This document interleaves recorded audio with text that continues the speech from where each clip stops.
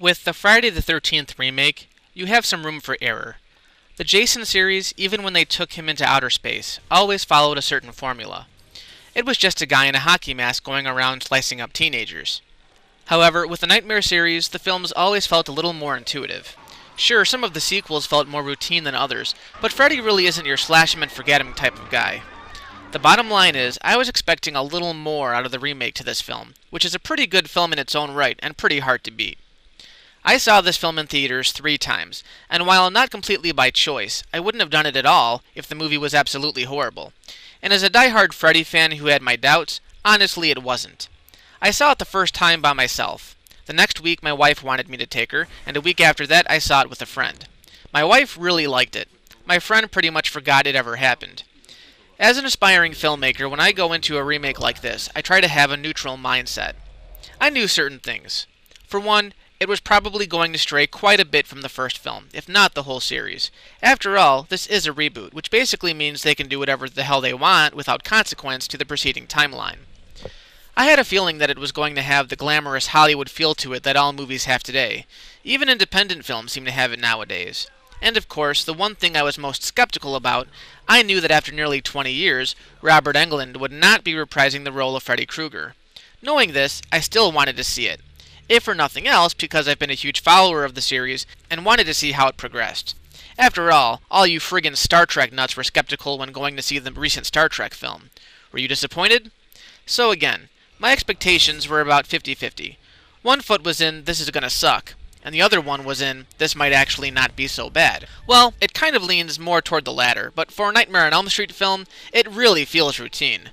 Unlike the Friday the 13th remake, which could have almost been just another sequel, this one follows the original a little more closely, so it's a little easier to match the two films side by side. And I will be doing a little comparing, as this is a remake, and so that would be appropriate.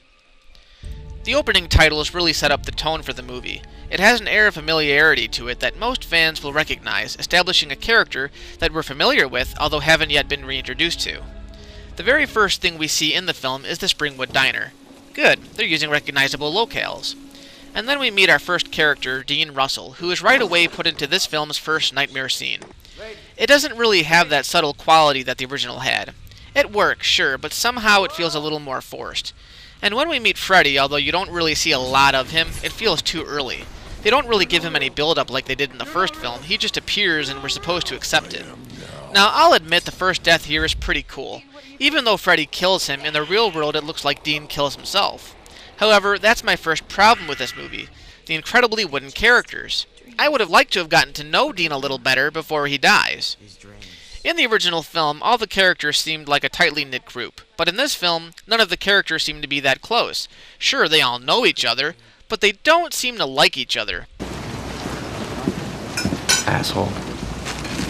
And the biggest flaw in the cast is Nancy herself, played by a really boring Rooney Mara. She has the persona of a goth girl, carrying on that tired tradition of the emo main character, sad for no good reason. At the funeral, Dean's girlfriend Chris starts talking about how it seemed that someone else killed him, when Nancy comes forth and just says, I seen. I saw. You didn't see anything. It's so random. In the first film, Nancy reveals to Tina that she's having nightmares about Freddy, and then Tina reacts because they both have nightmares about the same guy. Nancy, you dreamed about the same creep I did. In this film, they don't establish any of those rules, and Nancy just comes off as some crazy person who tries drawing attention to herself.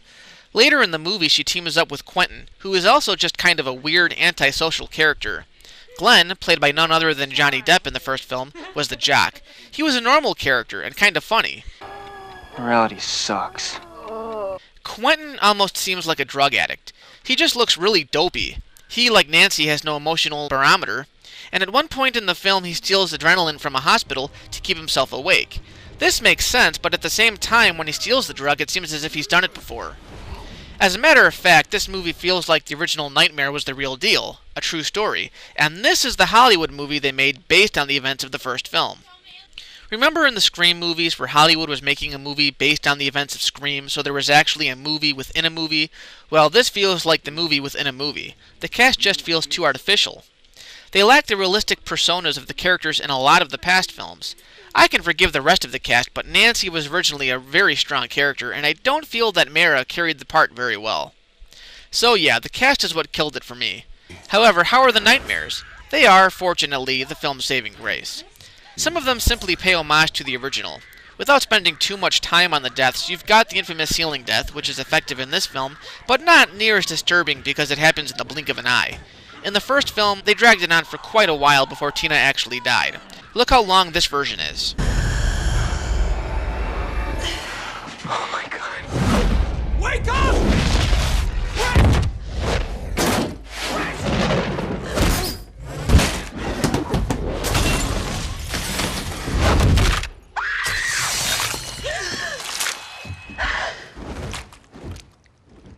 The visuals are mostly done with CGI, which is quite a downer, but in some instances they help, like this scene where the hallway turns into a river of blood.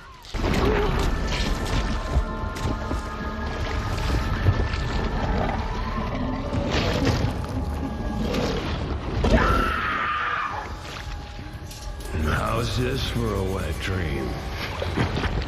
Then you have scenes that are flat out taken right from the original, like the claw emerging from the bathtub and the bloody body bag in the school hallways. Now that we have that out of the way, let's talk about Freddy. For all intents and purposes, Jackie Earle Haley could have been a great Freddy Krueger. Heath Ledger, The Dark Knight. Enough said. Haley had a lot to live up to because this is the first film in the history of the franchise where someone else played the character of Freddy. How does he fare? Well, honestly, I don't have a problem with the look of him, nor do I have a problem with the voice. Did you know that after the heart stops beating, the brain keeps functioning for well over 7 minutes? We got 6 more minutes to play. It's mainly the performance that's a little lacking. He's got some kind of weird hillbilly thing going on, and his movements feel a little more jittery. There's also an interesting side story where you find that Freddy might have actually been innocent all this time. I don't want to spoil anything, but bottom line, Haley is only so-so. He doesn't come anywhere near the excellence of Robert Englund, and actually comes off as imitation. He tried making the character his own, but Robert Englund solidified that character so well that Haley just doesn't cut it. Again, my wife loved it, my friend, well, not so much. I'll say this, I liked it better than the Friday the 13th remake, but that's not really saying much. Nightmare on Elm Street definitely did not need a remake. Freddy became such a horror icon that it's near impossible to have anyone but Englund play him.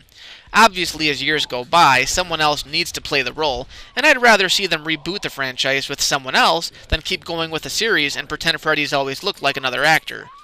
It's an homage to the first film, and visually it does some things right, but I feel the casting really kind of hurt it, and I'm getting a little tired of this whole theory that horror movies don't need fleshed out characters. Hey, a horror movie is still a movie, and all movies deserve some semblance of character development. If you've never seen a Freddy movie and you want a few pop-up scares, give it a try. But I can't stress enough how important it is that you eventually just see Wes Craven's version, because that really is the definitive nightmare. This one's just a copy. Little Nancy, now that you got me, what game do you want to play next? Fuck you. Ooh, sounds like fun.